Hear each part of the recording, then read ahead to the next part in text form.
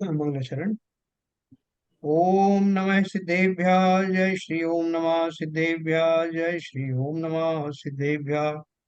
मंगलम भगवान वीरो मंगलम गौतमो गणी मंगलम कुंद कुंदाद्यो जैन धर्मोस्तु मंगलम सर्वमंगल मांगल्यम सर्व कल्याण कारकम प्रधानम सर्वधर्माणां जैनम जयतु शासनम जैनम जयतु शासनम जैनम जयतु शासनम। मोक्ष मार्ग प्रकाशक का 8वां अधिकार हमारा आज समाप्त होने वाला है, जिसमें हमने 4 अनुयोगों की भली भांति चर्चा की।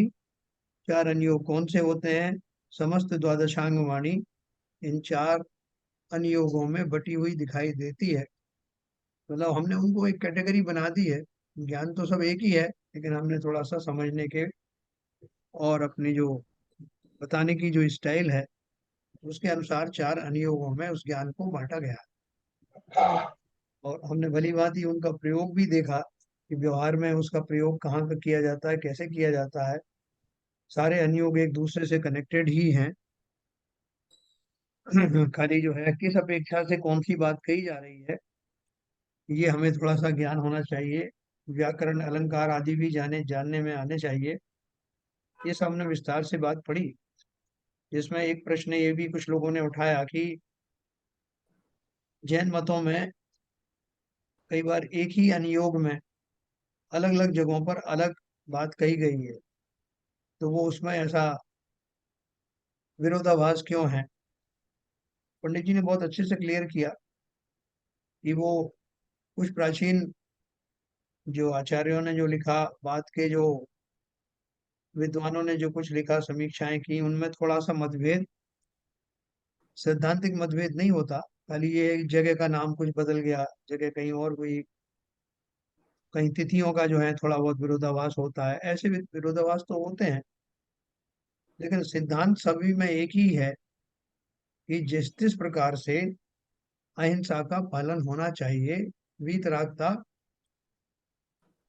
प्रमुख रूप से उसका ही गुणगान किया जाना चाहिए। तो वो आप कहीं भी देखेंगे किसी भी ग्रंथ में, तो वो आपको वैसा ही दिखाई देगा।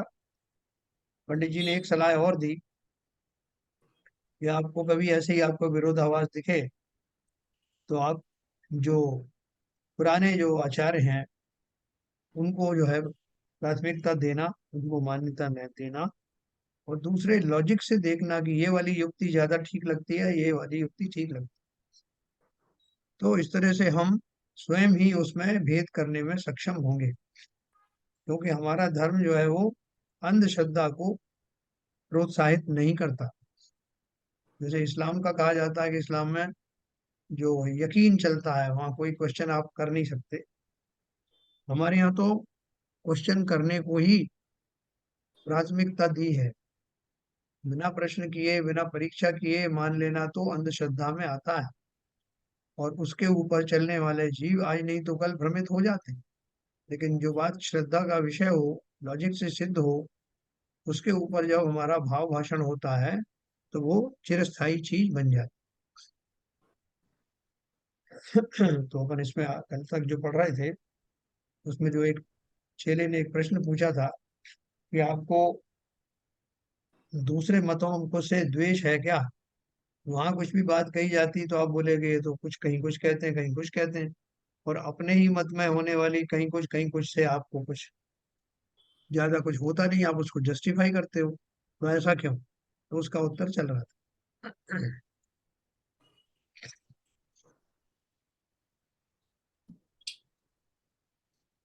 देखो, यहाँ कोई तर्क करे कि जैसे नाना प्रकार के कथन जिन मत में कहे हैं, वैसे अन्य मत में भी कथन पाए जाते हैं।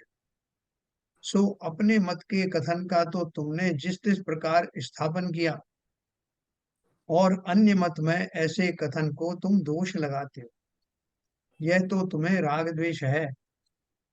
समाधान दिया, कथन तो नाना प्रकार के हों और एक ही प्रयोजन का पोषण करें, तो कोई दोष नहीं।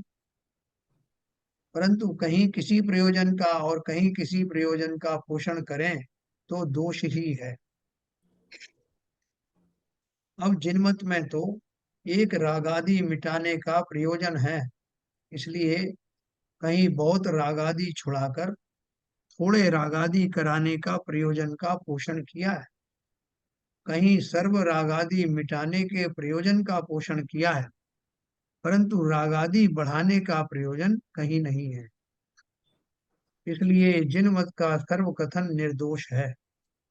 और अन्य मत में कहीं रागादि मिटाने के प्रयोजन सहित कथन करते हैं, कहीं रागादि बढ़ाने के प्रयोजन सहित कथन करते हैं।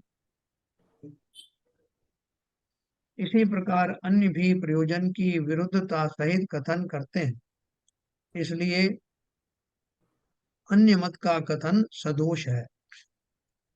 लोक में भी एक प्रयोजन का पोषण करने वाले नाना कथन कहे उसे प्रामाणिक कहा जाता है। नहीं, कोई भी वक्ता भी है, अगर वो अपनी एक बात कह रहा है, अपनी कोई बात को कहने के लिए कहीं कहीं से घुमा के कुछ भी ला रहा है, लेकिन उसका उस दिन जो कोई सिद्धांत प्रतिपादित करना है या कोई उसको विशेष बात कहनी है, तो उसके इर्द गिर्द वो सारी बातें उसी तरह की कहेगा जिससे वो एक बात का पोषण करने वाली।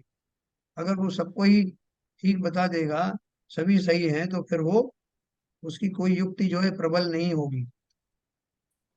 एक प्रयोजन का पोषण करने वाले नाना कथन कहे उसे प्रामाणिक कहा जाता है, और अन्य अन्य प्रयोजन का पोषण करने वाली बात करे तो उसे बावला कहते हैं।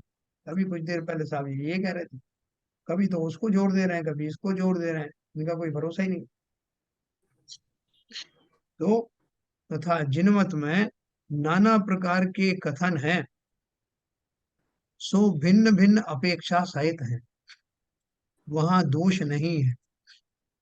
अन्य मत में एक ही अपेक्षा सहित अन्य अन्य कथन करते हैं, वहां दोष है।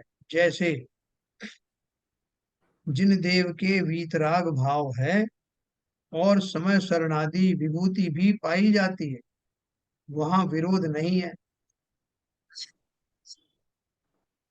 इसलिए दोनों बातें, हाँ, विरोध नहीं है। समो शरणादि विभूति की रचना इंद्रादिक करते हैं, उनको उसमें रागादिक नहीं है। किनको रागादिक नहीं है? जिनेन्द्र देव। इसलिए दोनों बातें संभवित हैं। और अन्य मत में ईश्वर को साक्षीभूत वीतराग भी कहते हैं,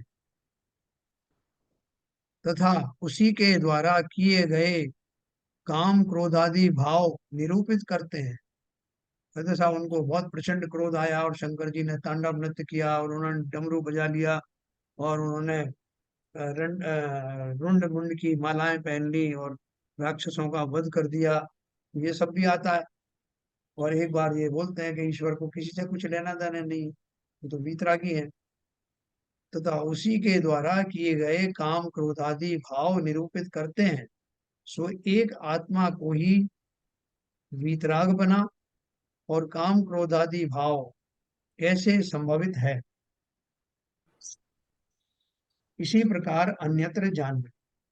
तथा काल दोष में जिन मत में एक ही प्रकार से कोई कथन विरुद्ध लिखे हैं, सो यह तुच्छ बुद्धियों की भूल है, कुछ मत में दोष नहीं है। जिन मत की बात कर रहे हैं, वहां भी जिन मत का अतिशय इतना है कि प्रमाण विरुद्ध कथन कोई नहीं कर सकता। कहीं सोरीपुर में तो कहीं द्वारावती में नेमिनाथ स्वामी का जन्म लिखा है, सो कहीं भी हो, परंतु नगर में जन्म होना प्रमाण विरुद्ध नहीं है, आज भी होते दिखाई देते। तथा अन्य मत में सर्वज्ञाधिक यथार्थ ज्ञानियों के रचे हुए ग्रंथ बतलाते हैं, परंतु उनमें परस्पर विरुद्धता भाषित होती है। कहीं तो बाल ब्रह्मचारी की प्रशंसा करते हैं, कहीं कहते हैं कि पुत्र बिना गति नहीं होती। सो दोनों सच्चे कैसे हो? ऐसे कथन वहां बहुत पाए जाते हैं, तथा उनमें प्रमाण विरुद्ध कथन भी पाए जाते हैं। जैसे मुख में वीर गिरने से मछली के पुत्र हुआ। हनुमान जी जब लंका दहन करके आ रहे थे तो उनके शरीर से जो वीर की बूंद गिरी, वो किसी मछली के मुंह में गिरी, तो उससे उनको एक पुत्र रत्न प्राप्त हुआ। उसे घटोत्कच या जो भी कहते हैं आप, कुछ और नाम है, या मकरध्वज कहते हैं जो भी। सो ऐसा इस काल में क्या कभी भी होता दिखाई नहीं देता, और अनुमान से भी नहीं मिलता। ऐसे कथन भी बहुत पाए जाते हैं, है ना। और देखो, कहीं बोलते हैं श्री कृष्ण जी को की महिमा बताते हैं, तो कभी तो उनको जो है भगवान के रूप में पूछते हैं, कई उनको बोलते हैं कि वो बहुत चालाक थे, और बहुत चालाकी से उन्होंने पांडवों को फेवर किया।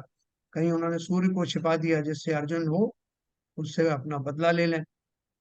कहीं उन्होंने कृष्ण जी की भक्ति इसलिए की, राधा रमण हरि गोविंद जय जय, यानी परिस्त्री में प्रीत रखने वाले उन गोविंद की जय जय।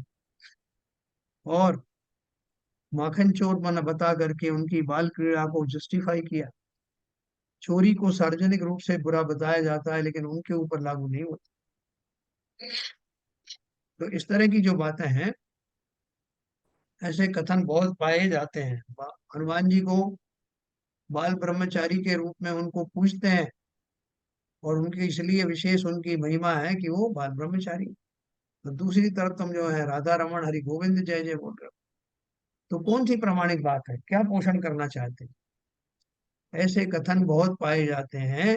यदि यहाँ सर्वज्ञ आदि की भूल माने तो वे कैसे भूलेंगे। बोले सर्वज्ञ से कई बार गलती हो जाती साहब, कहीं क्रोध आ गया, कभी काम आदि भाव आ गए, तो सर्वज्ञ को अगर भूल मानेंगे तो फिर कौन जो है भूलों से रहित हो सकता।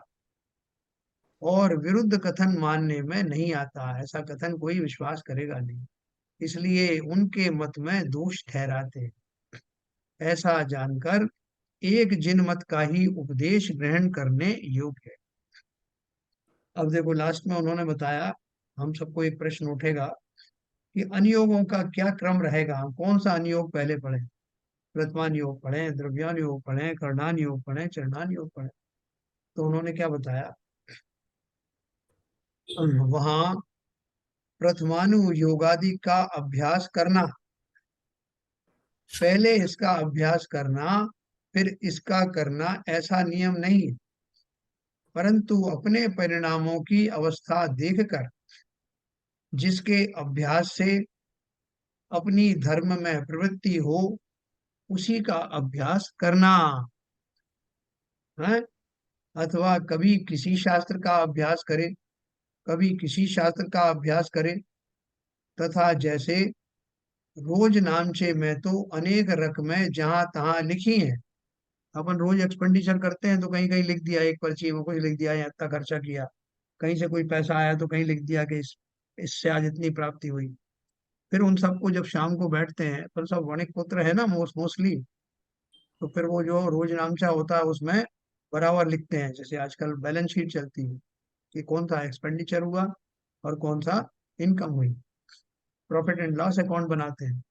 तो बोल रहे हैं कि उसी तरह से ये आपको जरूरी नहीं कि किसी क्रम से पढ़ें। हमको जब जैसे आज भाव आया, आज हमारे ऊपर कोई संकट आया, कोई ऐसी समस्या आ गई कि जो पूर्व में भी लोगों को हमारी मान्यता के अनुसार या हमारी समझ ज्ञान के अनुसार ऐसा पूर्व में भी घटित हुआ। जैसे किसी लड़की को ऐसा लगे कि मैं मुझे पति से इतना ज्यादा प्रताड़ना क्यों मिल रही, तो उसको याद आएगी कि अंजना सती को भी ऐसा हुआ था। तो उसको लगेगा, आज अंजना की वो कथा पढ़ते हैं कि तब जब उनके साथ ऐसी बीती कि उन्होंने क्या किया था। चलो आज जो मैना सुंदरी की बात करते हैं, उनको कोड़ा कोड़ी पति मिला, लेकिन उन्होंने सिद्ध चक्र मंडल विधान किया, तो कैसे किया था। तो ऐसा कई बार हमको भी भाव आएगा, आता भी है, जब कभी कोई संकट की घड़ी हो या कहीं जो प्राकृतिक आपदाएं हों, तो वहां आप प्रथमान योग के शास्त्र पढ़ेंगे। भाई कितने बड़े पंडित भी हो आप, तो पढ़ोगे तो आपको बहुत ढाढ़स मिलेगा, एक सहारा मिलेगा, एक दिशा मिलेगी।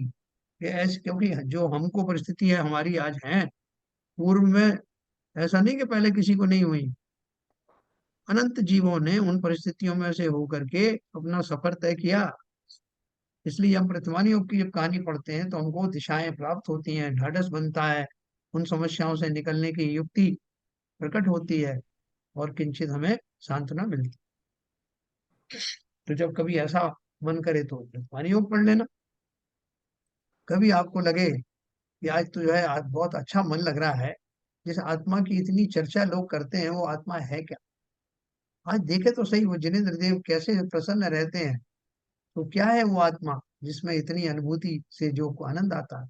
आज द्रव्यानियों का कोई शास्त्र पढ़ा जाए, कभी आपको लगा जाए कि ये कर्मों का क्या विचित्रता है, मैं इतने इलाज करता हूँ सब फेल हो जाता। वही रोग के जो है उपचार कोई दूसरा करता है उसी वैद्य का, तो वो ठीक हो जाता, मेरा होता नहीं। और आजकल तो पता नहीं क्या है, नए नए रोग मेरे को चल रहे हैं। और लोग बोलते हैं कर्मों का उदय, देखें तो सही वो कर्मों का उदय कैसा होता है, क्या प्रकृतियां होती हैं, किस अवस्था में वो कर्म बंद होते हैं, फिर कैसे वो उस उदय में आते हैं, उनको कैसे जो है नाश किया जाता है, कैसे जो है वो पुण्य और पाप का संचय कैसे होता है। आज अपन इसको, तो आपको करना योग पढ़ने के भाव आए। तो कभी आपको लगेगा ठीक है साहब ये सब तो सही है, लेकिन मुझे अपने जीवन में संयम लाना है। मैं उच्छृंखल रहा, अनुशासनहीन रहा, और मैंने कहीं पढ़ा था कि जब तक मैं सदाचार का पालन नहीं करूंगा, जब तक मेरी सारी वृत्तियां संयमित नहीं होंगी, तब तक सम्यक दर्शन भी नहीं होगा। और कहते हैं कि सम्यक दर्शन से ही मोक्ष मार्ग प्रारंभ होता है। तो अपन देखे तो सही सम्यक दर्शन है क्या, जिसके बिना बोलते हैं शून्य है सब कुछ। व्रतों को बाल व्रत कहते हैं, तपों को बाल तप कहते हैं, प्रतिमाओं को लोग मानने को तैयार नहीं है उसके अभाव में। तो वो सम्यक दर्शन क्या है, आज अपन उसके बारे में पढ़ते हैं। उसके लिए जो व्रत नियम संयम है, जो आचरण प्रबल बताए, वो आचरण क्या है, मैं क्यों नहीं पालन कर सकता, ऐसा भाव भी आएगा। जब ऐसा भाव आए तो चरणानी योग के ग्रंथ पढ़ना, सब कुछ मौजूद है ना। और बदल बदल के पढ़ोगे तो आपको कोई बोरियत भी नहीं होगी। कभी आपका बहुत गहरा मन लगे कि मैं साहब ऐसा करूंगा कि 3 बार मैं डिवाइड करूंगा,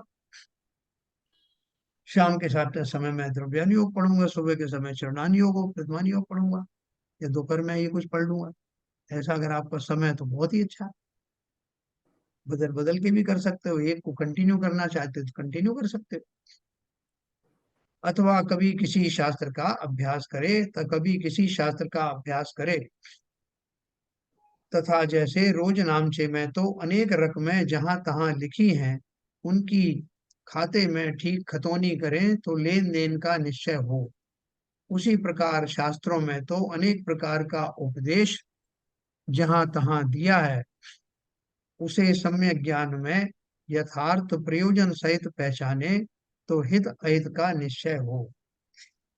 इसलिए स्यात् पद की सापेक्षता सहित सम्यक ज्ञान द्वारा जो जीव जिन वचनों में रमते हैं, वे जीव शीघ्र ही शुद्धात्म स्वरूप को प्राप्त होते हैं, है ना, नए लगा करके।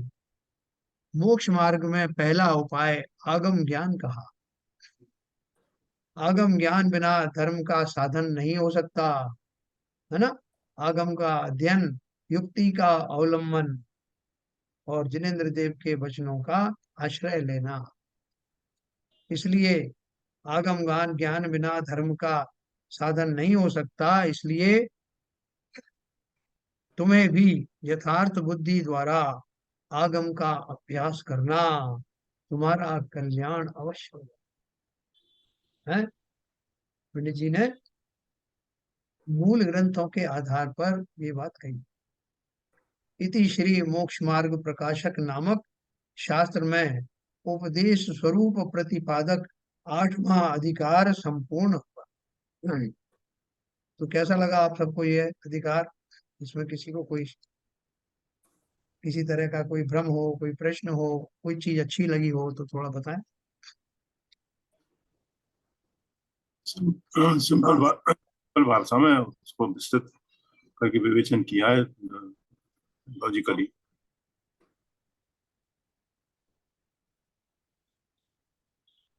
हाँ, नीरजा जी आपको इसमें क्या चीज कोई खास अच्छी लगी आपको, कि सब ऐसा ही लगा नॉर्मल? सब अच्छा ही है।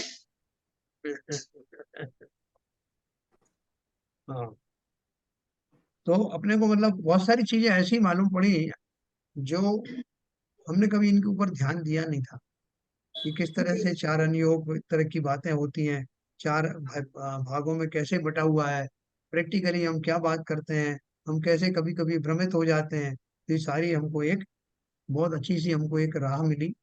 तो इसको हम जी आगे चलेंगे तो हमको याद आ जाएगा कि करणान योग का ग्रंथ है ये द्रव्यान योग का है, या किस जी तरह के ग्रंथ में क्या बातों की प्रमुखता है। जी सबसे बड़ी चीज ये है, जी। इसमें जो जिसके ऊपर ज्यादा जोर दिया है पंडित जी ने, कोई भी टॉपिक है, कोई भी विषय है, उसके ऊपर इमीडिएटली उस पर रिएक्ट नहीं करना चाहिए, उसको सोच समझ के उसकी हाँ, अपेक्षा जानकर और उसके हिसाब से उसको ग्रहण करके उसका रिएक्शन करना चाहिए। कौन सी बात किस अपेक्षा से कही है ये हमको समझना चाहिए, और वो अपेक्षा हम समझ लोगे तो बहुत मतभेद मिट जाएंगे। उसमें दूसरा क्या है, वो आपको इच्छा समझने की अगर कोशिश होगी हाँ, तो धीरे धीरे वो प्रैक्टिस बढ़ेगी, तो उससे सिचुएशन और सुधरेगी। तो बहुत जल्दी समता में आ जाएंगे। इससे यस, पहले कि कोई दूसरा सफाई दे के साहब मैं तो ये कहना चाहता, अपन खुद ही जो है मान लेंगे ऐसा कि हो सकता है उस बेचारे ने ऐसा कहा हो सकता है ऐसा हुआ हो, किसी ने हमारा फोन नहीं उठाया, हमें आग बबूल हो गए कि उसकी हिम्मत, मेरा फोन नहीं उठाया। मालूम पड़ा कि बेचारा जो है वो कहीं ऐसी कंडीशन में था कि फोन उठा नहीं सकता था, कोई मुसीबत में था या बीमार था, कुछ भी हो सकता है। तो हम पॉजिटिव क्यों ना सोचें। जब कभी हम पॉजिटिव सोचना शुरू करते हैं तो हमारा पॉजिटिविटी इतनी हद तक आ जाती है कि अगर हो सकता है कोई नेगेटिव भी सोच के किसी ने किया हो, हम उसको पॉजिटिव में लेते हैं, तो न केवल हमारी एनर्जी बढ़ती है बल्कि उसको जब ये बात मालूम पड़ेगी ना कि हमने कैसे पॉजिटिव में लिया, तो वास्तव में उसकी नेगेटिविटी पॉजिटिव में बदल जाए। डेफिनेटली होता है। कि देखो ये मैंने तो ऐसा ऐसा सोचा था मगर उन्होंने कितना अच्छा सोचा। जिस तरह से राजा सैनिक को राजा सैनिक ने तो ये सोच करके मरा हुआ सर्प डाला था गले में कि रात भर में चींटियां इनका काम तमाम कर देंगी। लेकिन दूसरे दिन जब उनको दोनों प्रकट हुए, रानी चेलना और सैनिक, तो दोनों को एक जैसा आशीर्वाद दिया, धर्म बुद्धि हो। तो वो चकित रह गए, ये कैसे गुरु हैं। हमारे गुरु होते तो 10 बार कहते कि अब आए हो तुम दर्शन करने, तुमने क्या क्या किया, कोई कसर नहीं छोड़ी मुझे मारने। फिर उन्होंने क्या कहा, तो वो निहाल हो गए वो, और उनका जो है वहीं से उनका परिवर्तन शुरू हुआ। तो ये सब बातें बहुत पॉजिटिव हैं। ये न केवल अध्यात्म के लिए बल्कि हमारे दैनिक जीवन के लिए, हम कैसे किसी की बात को, सभी बातों को पॉजिटिवली लें, उसमें से पॉजिटिव अर्थ निकालें, हमें फायदा ही होगा, नुकसान होने वाला नहीं। तो चलिए अपन आगे का जो नवाधिकार है उसको थोड़ा इंट्रोडक्शन देते हैं। इसको ये नमा और अंतिम अधिकार है, बहुत सुंदर है। और देखिए इसके बारे में मैं आपको थोड़ा आज इंट्रोडक्शन दूंगा। नमा तो एक बार शायद पढ़ा भी था ना अपन ने, शायद एक बार। हाँ हाँ हाँ, आपको सही याद आया, वो बीच में किसी रेफरेंस के लिए पढ़ा था। तो अभी इसको थोड़ा सा अपन पढ़ेंगे। शिव उपाय करते प्रथम, कारण मंगल रूप, विघ्न विनाशक सुख करन, नमो सिद्ध शिव भूपो। अब मोक्ष मार्ग का स्वरूप कहते हैं। प्रथम मोक्ष मार्ग के प्रतिपक्षी जो मिथ्या दर्शनादिक उनका स्वरूप बतलाया, उन्हें तो दुख रूप, दुख का कारण जानकर, हेय मानकर उनका त्याग करना है, जो मिथ्या दर्शन आदि है, तथा बीच में उपदेश का स्वरूप बतलाया, उसे जानकर उपदेश को यथार्थ समझना। अब मोक्ष के मार्ग जो सम्यक दर्शन आदि उनका स्वरूप बतलाते।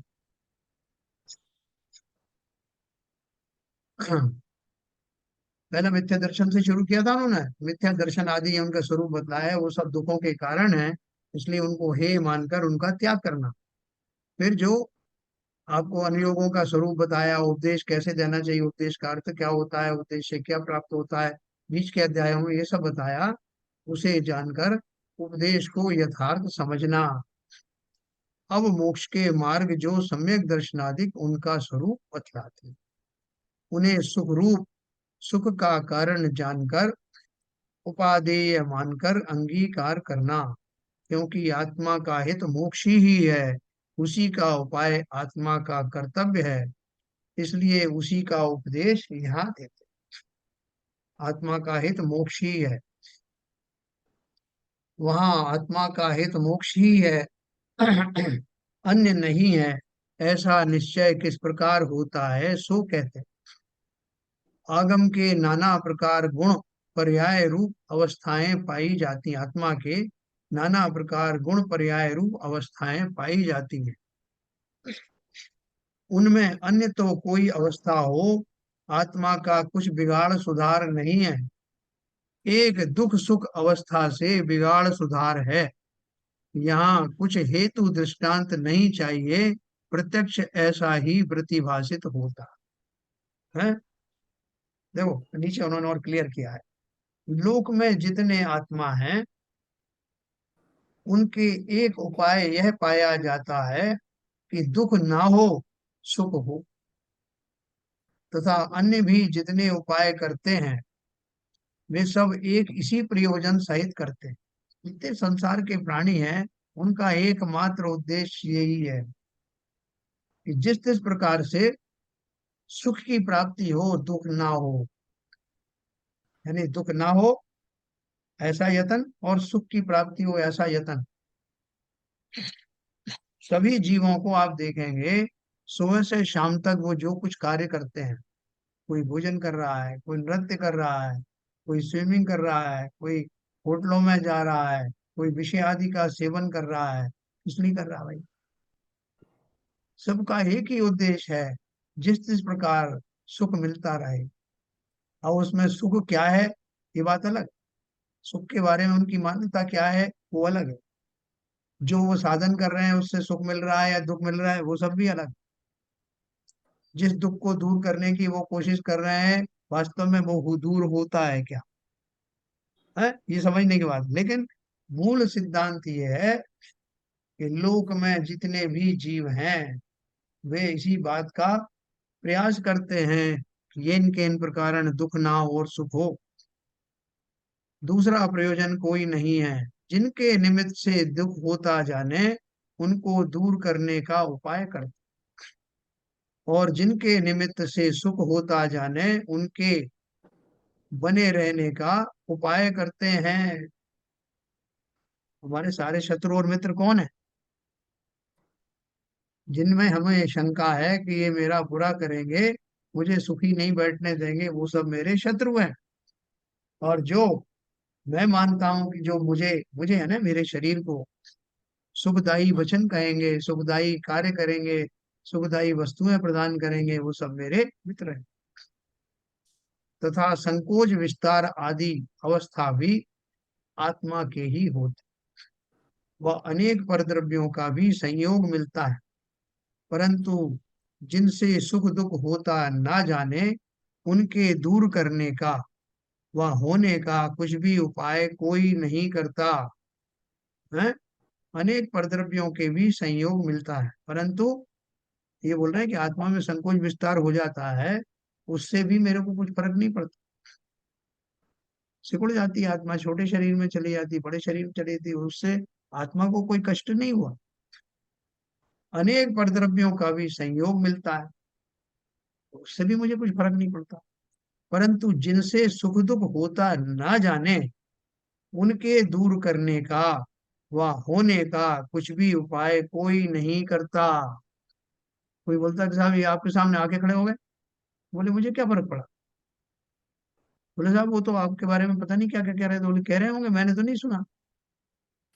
तो भाई साहब वो आपको कल आपको मिठाई ला के देंगे, तो ठीक है ला के देंगे तो देंगे, इसमें क्या सुखी दुखी होंगे। मतलब होते हैं बहुत सारे लोग इसमें भी सुखी दुखी भावों से होते हैं, लेकिन वो क्या बोल रहे हैं कि हमको लगता है कि जिनसे हमें कोई फर्क नहीं पड़ रहा है। बोले साहब जंगल में बहुत सारे पेड़ लगे, तरह तरह के फूल आ रहे हैं, बोले आने दो, मुझे क्या बता रहे। जैसा उसमें आपको बता दिया कि कुछ फूल वाले कुछ कांटे वाले भी फूल होते हैं, कुछ अच्छे होते हैं, कुछ रंग बिरंगे होते हैं। बोले ये सब फालतू की बात, मुझे क्या बता रहे, इनसे मुझे क्या लेना है, मेरा ऊपर कोई असर नहीं पड़ रहा। तो बोले संसार में और जितनी भी घटनाएं होती हैं, चाहे वो आत्मा के ऊपर होती हैं चाहे शरीर के ऊपर होती हैं, जिनमें मैं सुख दुख होता हुआ नहीं जानता, उनको दूर करने का या होने देने का कोई उपाय नहीं करता। सो यहाँ आत्मद्रव्य का ऐसा ही स्वभाव जान। और कोई सर्व अवस्थाओं को सह सकता है, एक दुख को नहीं सह सकता। परवशता से दुख हो तो यह क्या करे, उसे भोगता है, परंतु स्वावस्था से किंचित भी दुख को सहन नहीं करता। तथा संकोच विस्तार आदि अवस्था जैसी हो वैसी हो, उसे स्वावस्था से भी भोगता है। वहां स्वभाव में तर्क नहीं है। आत्मा का ऐसा ही स्वभाव जानना है। कैसा स्वभाव है? परवस्था से दुख हो तो ये क्या करे, उसे भोगता है, परंतु स्वावस्था से किंचित भी दुख को सहन नहीं करता। है ना? अगर हमारे वश में चले तो हम ये भी नहीं होने दें, लेकिन जब कर्मों की मार पड़ती है तो जो दुख होता है वो हम कर्म फलों को भोगते हैं। संकोच विस्तार होते हैं तो होते रहते हैं, वैसा आत्मा का ऐसा स्वभाव है। स्वभाव जो है उसमें कोई तर्क नहीं। लेकिन कब क्या होता है, देखो दुखी हो तब सोना चाहता है, वहां सोने में ज्ञानाधिक मंद हो जाते हैं, परंतु जड़ सरीखा भी होकर दुख को दूर करना चाहता है। आत्मा की जितनी भी अवस्थाएं होती हैं, वो पर्यायों में जाता है, 84 लाख में जाता है, फलाना जाता है, इससे मेरे को कोई कष्ट नहीं। आज भी हमसे कोई कहते हैं भैया तुम 84 लाख में गए, तो गए होंगे। चारों गतियों में घूम के आए तब भी मुझे कुछ नहीं फर्क पड़ता। है ना? क्यों? अगर मैं उसको इस मान के चलूं कि जीव जब सदा काल से ऐसे ही है, जाता रहता है, तो उसको किंचित मैं ज्यादा चिंता नहीं करता। लेकिन वो कहे कि भैया जो अभी आप कर रहे हो उससे आपको वैसे ही दुख भोगने पड़ेंगे, तो किंचित मैं चिंतित हो जाता हूँ। क्या बोले कि वर्तमान की बात करो साहब, वर्तमान में मुझे जब भी कोई कष्ट होता है तो मैं बड़ा परेशान हो जाता हूँ। मैं सब चीजों को छोड़कर सो जाना चाहता हूँ। सोने में किसी ने कहा कि आप सो जाओगे तो आपके ज्ञान मंद हो जाएंगे, परंतु जड़ सरीखा भी होकर दुख को दूर करना चाहता है। सो काल्ड दुख जो है, तथा मरना चाहता है। इतने लोगों ने आत्महत्या कर ली, पूरे परिवार को जहर दे के खुद भी मर गए। क्यों? क्योंकि मरने से वो सोचता है कि मैं जिस परिस्थिति में फंस गया हूँ, सिवाय मरने के और कोई चारा नहीं है, मर करके मैं सुखी हो जाऊं। वहां मरने में अपना नाश मान लेता है, परंतु अपना अस्तित्व खोकर भी दुख दूर करना चाहता है। इसलिए एक दुख दुख रूप पर्याय का अभाव करना ही इसका कर्तव्य है। मरना भी किस लिए चाहता है? तो वो सोचता है कि ये जो दुख है, जिंदा रहते हुए ये ज्यादा भारी हैं, मरने का दुख तो कुछ नहीं है, मर जाऊंगा तो फिर क्या याद। तो क्या पंडित जी कहना चाहते हैं कि पर्यायगत वो अवस्थाएं जिनको मैं दुख रूप मानता हूं, उनको दूर करने के लिए जीवन की बाजी भी लगा देता हूं, कि मुझे ये पर्यायगत दुख नहीं चाहिए। तथा दुख ना हो वही सुख है। ये उन्होंने 75 पेज के ऊपर में पंडित जी ने बहुत अच्छे से लिखा है, यही बात यहाँ बोल रहे हैं। दुख ना हो वही सुख है, क्योंकि आकुलता लक्षण सहित दुख, उसका अभाव ही निराकुल सुख है। सो यह भी प्रत्यक्ष भाषित होता है। बाह्य किसी सामग्री का संयोग मिलो, जिसके अंतरंग में आकुलता है वह दुखी ही है, जिसके आकुलता नहीं है वह सुखी है। तथा आकुलता होती है वह रागादि कषाय भाव होने पर होती है, क्योंकि रागादि भावों से यह तो द्रव्य को अन्य प्रकार परिणमित करना चाहे, और वे द्रव्य अन्य प्रकार परिणमित हों तब इसके आकुलता होती है। वहां या तो अपने रागादि दूर हों, या आप चाहे उस प्रकार सारे द्रव्य परिणमित हो जाएं, तब आकुलता बिटे। मैं जैसा चाहता हूं वैसा हो जाएगा तो मैं सुखी हो जाऊं, परंतु स्वद्रव्य तो इसके अधीन नहीं है, कोई द्रव्य इसके अधीन है नहीं। कदाचित कोई द्रव्य जैसी इसकी इच्छा हो उसी प्रकार परिणमित हो, तब भी इसकी आकुलता सर्वथा दूर नहीं होती। सर्व कार्य जैसे वह चाहे वैसे ही हो, अन्यथा ना हो, तब वह निराकुल रहे। परंतु यह तो हो ही नहीं सकता, क्योंकि किसी द्रव्य का परिणमन किसी अन्य द्रव्य के अधीन नहीं है। इसलिए अपने रागादि भाव दूर होने पर निराकुलता हो, सो यह कार्य बन सकता। क्योंकि रागादि भाव आत्मा के स्वभाव भाव तो है नहीं, औपाधिक भाव हैं, पर निमित्त से हुए हैं, और वह निमित्त मोह कर्म का उदय है। उसका अभाव होने पर सर्व रागादिक विलय हो जाए, तब आकुलता का नाश होने पर दुख दूर हो, सुख की प्राप्ति हो। इसलिए मोह कर्म का नाश हितकारी। मोह कर्म यही एकमात्र कर्म है जिसके उदय में जीव आर्त रौद्र ध्यान आदि का भाव बना लेता है, और वो नवीन कर्म का बंध इसी के सानिध्य में होता है। बाकी कर्मों के भोगने के समय में नहीं होता, लेकिन जो मोहनी कर्म उसमें है, अरे मेरा ये क्या हो गया, उससे बंद होता। और अगर आपका साता का भी उदय हो, ऐसी सामग्री भी प्राप्त हो जाए जो हितकारी नहीं है, लेकिन मोहनी कर्म नहीं है, तो वो आपको अच्छा बुरा का भाव आएगा ही नहीं। तो कल मैं आपको इसके बारे में थोड़ा और विस्तार से बताऊंगा। आज जो है थोड़ा सा जल्दी बंद करने पड़ेगा।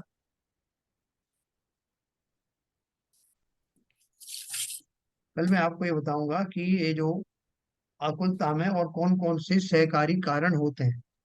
अभी ये जो लास्ट वाला जो चैप्टर है, इसमें उन्होंने बहुत अच्छे से कर्मों का और व्यवहार दृष्टि से हम कहाँ सुखी दुखी होते हैं, दोनों का बहुत बढ़िया तालमेल बिठाया है। यानी प्रैक्टिकल बात भी है और सैद्धांतिक बात भी है। तो कल अपन थोड़ा समय लेकर के इसको बहुत अच्छे से समझेंगे। आज अपन इसको यही समाप्त करेंगे। बाकी कैसे कर्म मोहनी कर्म के साथ और कैसे मिल करके उसके सहकारी बनते हैं, ये अपन कल पढ़ेंगे।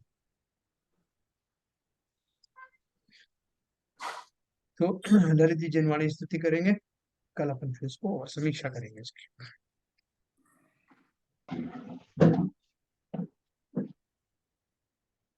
तम नाश वे को ज्ञान के प्रकाश वे को आपा पर भास वे को भानु सी बखानी है।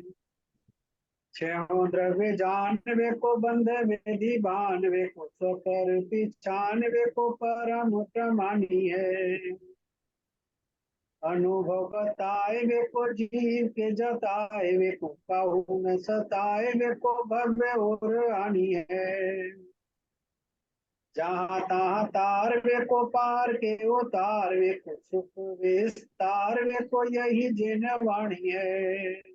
हे जिनवाणी भारती तो है जमुदन रैन, जो तेरी शरणा गए सो पावे सुख चैन।